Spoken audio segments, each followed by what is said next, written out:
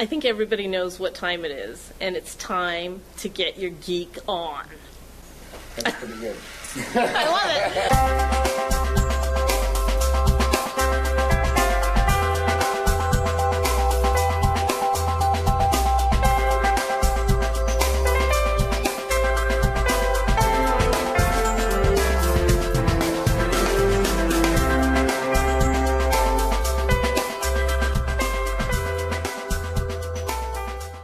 From here in the lounge at the Highland Inn, I'm here with filmmaker Jus Riddick, and he is in the baby stages of submitting his new film called Only in LA to film festivals, so it might be here next year, I hope. That's the plan, yeah, absolutely. Well, congratulations on completing the film. Can you tell us a little bit about it? Yeah, sure. It is the vignette style, or Omnibus. Was that the That was the term that I used for Yeah. it. A little bit of an anthology thing, kind of thing, but Yeah. but it's really an omnibus, you know. Right, all based in one city, but each section or each vignette has its own feel, its own genre, totally separate actors, and we really just wanted to showcase the city of LA as best we could and how varied and different it is. Did you utilize different directors for the different parts of it, or? Yes and no. For most of them, I directed because this was my first opportunity to produce my own work, and I guess I got a little greedy and wanted to. Yeah. The original plan was to have separate directors, but I got so excited about it. It's like, oh, I want to direct this one, this one. So one of my buddies, who's a director, went to the Los Angeles Film Academy, I believe. He ended up writing and directing one of the vignettes, but the rest of them I directed.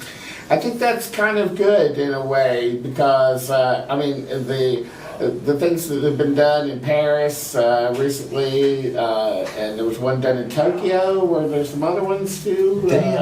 It's odd, like they had a plan of, it seemed like 4 or 5 different cities. The people that put on New York I Love You and Paris Je T'aime. Tokyo was supposed to have one, and Rio de Janeiro. Well, Tokyo did come out with one, because there was a Michel Gondry did a segment, and I can't remember the other two. But one of the Gondry one was written by Gabrielle Bell, who's a very great cartoonist.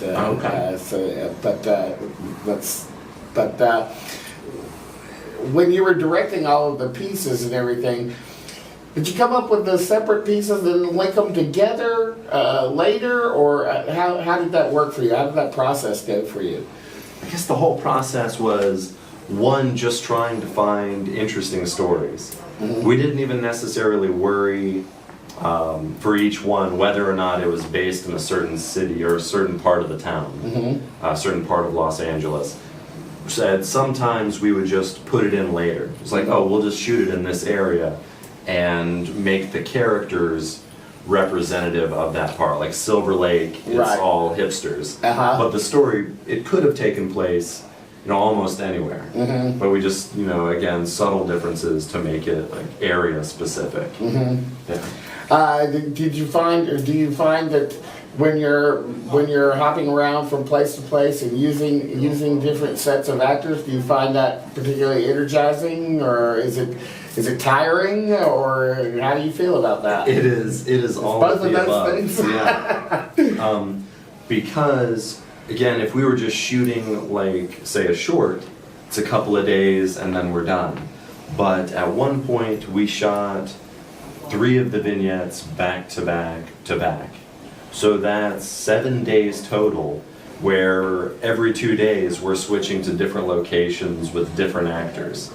And that was probably the most tiresome, because it's not like, oh, at the end of the day, we just make sure the actors know to come back the next day. It's like, okay, we gotta get you guys out of here, because tomorrow we're in West Hollywood, and it's totally different people. Yeah.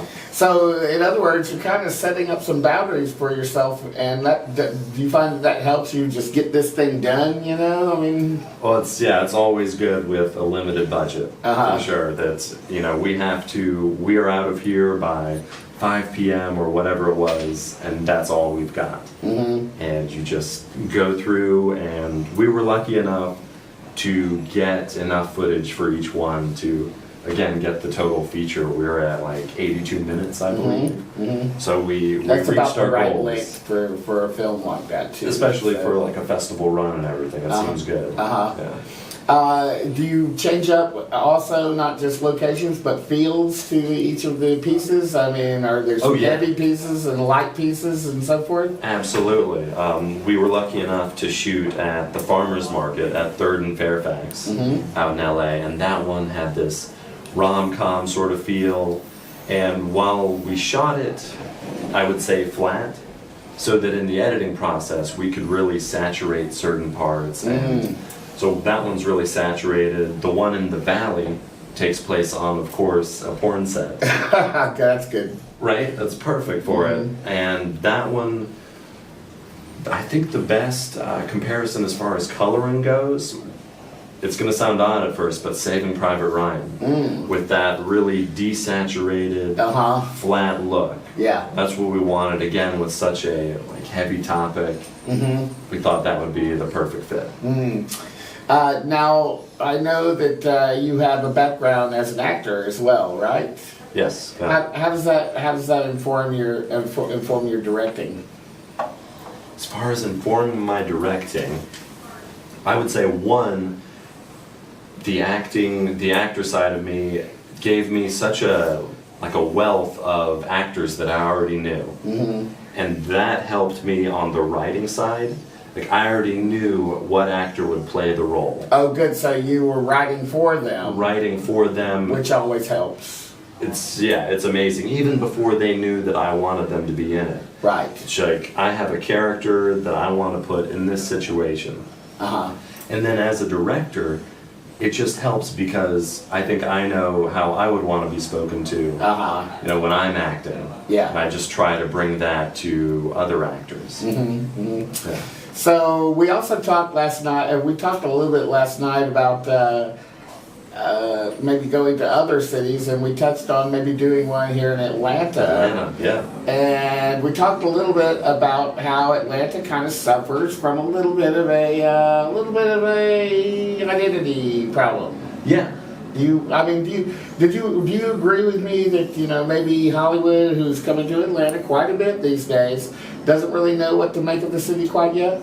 No, I mean, I would say I completely agree with that. Because when Hollywood first started coming here, it seemed like they tried to hide the fact that it was Atlanta.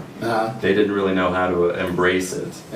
And I think they're gradually just showing that, yes, this is Atlanta. This is where we are.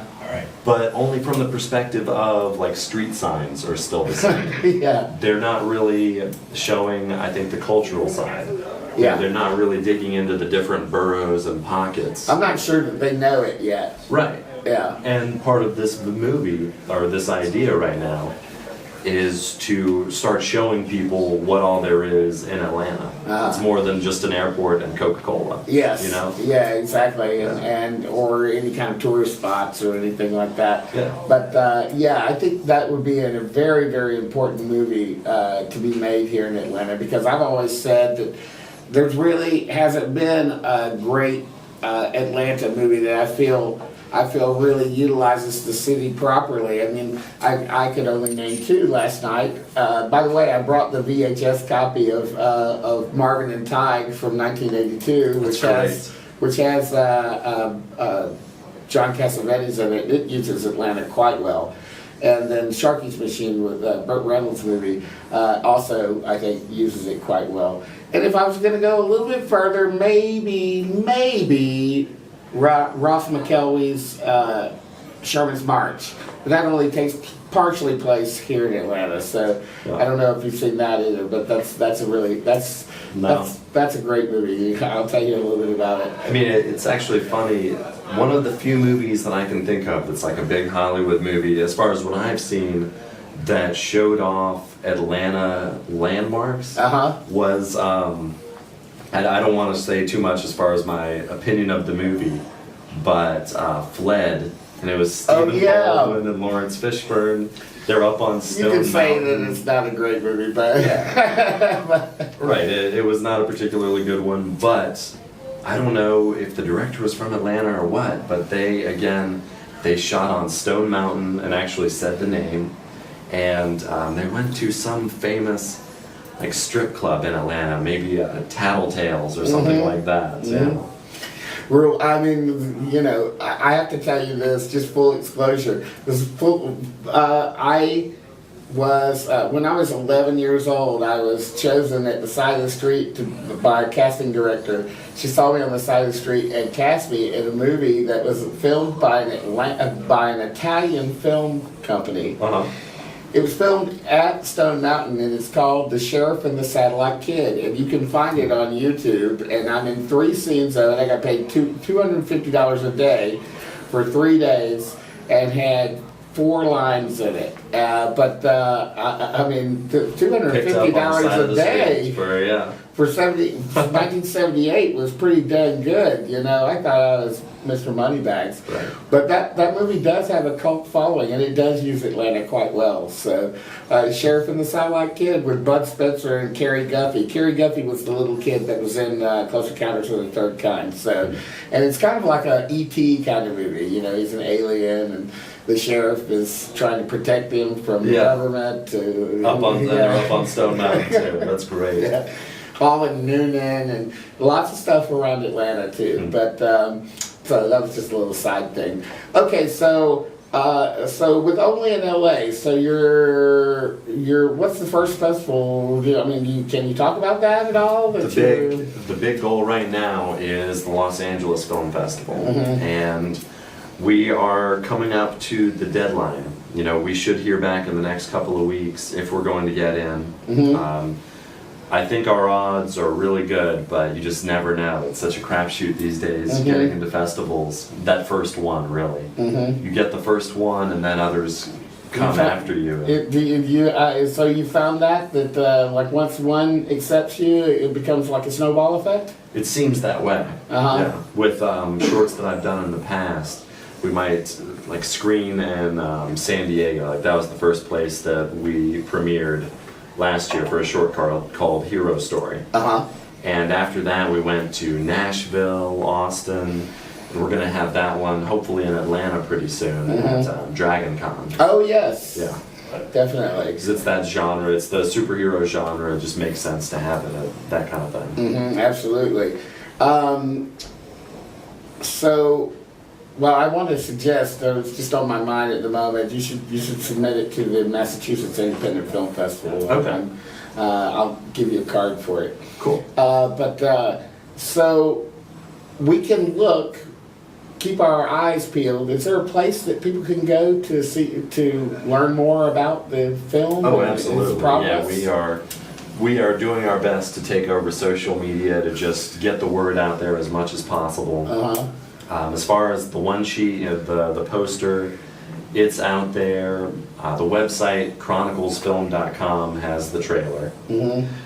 I'd say that's still a site under construction as far as everything that we've produced, other shorts and production stills, but the trailer's on there. Oh, cool. It's on YouTube. You can track it down and see what it is that we're actually trying to make. And yeah. I think it sounds fascinating. I'm particularly excited about the Atlanta one because I'm totally behind you on that one. I really think that this town, we need to scream about what this town really is, so it can finally have an identity in film. You know, it's getting their own voice, that like independent film voice. And I saw some great independent films made in Atlanta or the Georgia area at this festival.